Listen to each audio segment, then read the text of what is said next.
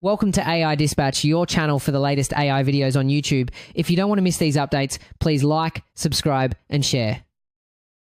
Today's video comes from Lenny's podcast, featuring Brian Halligan, the co-founder of HubSpot and a CEO coach at Sequoia. Halligan dismantles conventional wisdom on three fronts.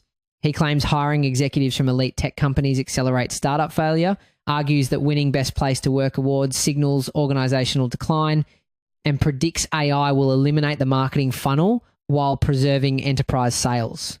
His framework systematically inverts accepted practices in talent acquisition, corporate culture, and go-to-market strategy. Brian Halligan opens by attacking what most startups consider a hiring victory, recruiting senior executives from Google, Microsoft, or McKinsey. These hires carry prestige and signal credibility to investors. Halligan treats them as operational poison. He states bluntly that McKinsey hires never succeed in startup environments. His explanation centers on what he terms impedance mismatch. Executives from large organizations succeeded by navigating established infrastructure, not by building systems from nothing.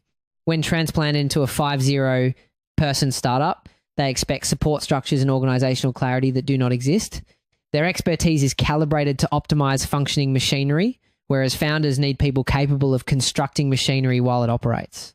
The most impressive resume often represents the worst environmental fit because the skills indexed are misaligned with the actual operational context.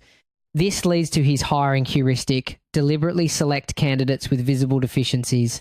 Traditional recruitment prioritizes well-rounded candidates who score consistently across all evaluation criteria. Halligan analyzed HubSpot's hiring outcomes and found that these safe bets rarely produced exceptional results. The highest performing employees were what he calls spiky candidates, individuals who might rate 4 out of 4 inches a specific domain like technical execution or strategic vision, but only 2 out of 4 inches other areas. He advocates tolerating and actively seeking these deficiencies to capture performance spikes that cannot be replicated through balanced competence. The paradigm shifts from risk minimization to spike maximization. The goal is not a well-rounded employee, but a lopsided specialist whose weaknesses can be managed while their strengths remain irreplaceable. Halligan then dissects a cultural paradox surrounding employee satisfaction metrics. Tech companies compete intensely to rank as the most employee-centric workplaces, offering extensive perks and prioritizing staff happiness. HubSpot achieved the #1 ranking on Glassdoor as best place to work. Halligan interprets this accolade as a warning indicator of organizational decline rather than success.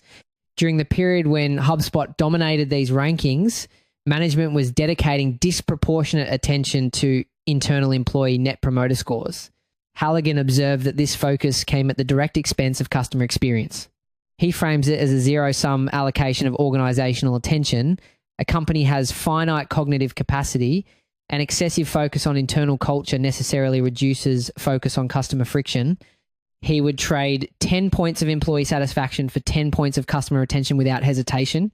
This position rejects the widely accepted belief that employee happiness automatically translates to customer satisfaction. Sometimes serving customers well requires making employees less comfortable. This principle of ruthless accountability extends to his view on collaboration. Modern corporate culture treats collaboration as inherently valuable. Cross-functional committees and shared ownership are considered best practices. Halligan demolishes this with a simple metaphor. If you want to kill a plant, assign 2 people to water it. Shared responsibility creates a diffusion of accountability where each party assumes the other has acted or both act redundantly and cause harm. In organizational terms, committees produce no outcomes. He insists on the DRRI model, the directly responsible individual. Regardless of project complexity, one person must have singular accountability. This contradicts the trend toward flat, democratic decision structures, arguing instead for concentrated, unambiguous ownership of outcomes. Halligan then addresses the future of sales and marketing in the AI era, presenting a prediction that inverts common assumptions. The prevailing expectation is that AI will automate relationship-based roles like sales and marketing before it tackles complex technical work. Halligan predicts enterprise sales will be among the last jobs replaced by AI. His reasoning ties to the biology of trust. In high-stakes B2B transactions, trust formation is a biological process between humans. A CIO will not authorize a $1 million contract based on arguments from a chatbot. They sign because they trust the human representative. The perceived inefficiency of human sales interaction is actually its structural moat against automation. However, while deal closure remains human, Halligan predicts the entire marketing funnel preceding it will be destroyed. The current internet economy operates on search behavior. Users query Google, click links, visit websites, and consume content. Halligan considers this model obsolete. In the near future, buyers will not visit company websites. Instead, they will delegate product evaluation to personal AI agents like ChatGPT or Claude. This creates a reality where company websites are designed not for human visitors, but for AI scrapers. He envisions AI avatars on company servers negotiating directly with buyer AI agents. The buyer's AI possesses complete knowledge of requirements, and the seller's AI has full access to pricing and features. The transaction occurs machine to machine in milliseconds, with no human ever viewing a landing page. Marketing transforms from capturing human attention to optimizing for machine interpretation. Halligan concludes with an observation on founder lifestyle that contradicts contemporary wellness culture. Current discourse emphasizes mental health, work-life balance, and burnout prevention. Halligan, despite having stepped back from the CEO role following a near-fatal accident, observes that successful founders do not pursue balance, they pursue obsession. The standard 996 work schedule, 9 a.m. to 9 p.m. 6 days per week, understates the reality for top-tier founders. He observes them operating 7 days weekly, conducting business on Sunday nights, treating entrepreneurship as full contact competition. This is not a health recommendation, but a description of competitive physics.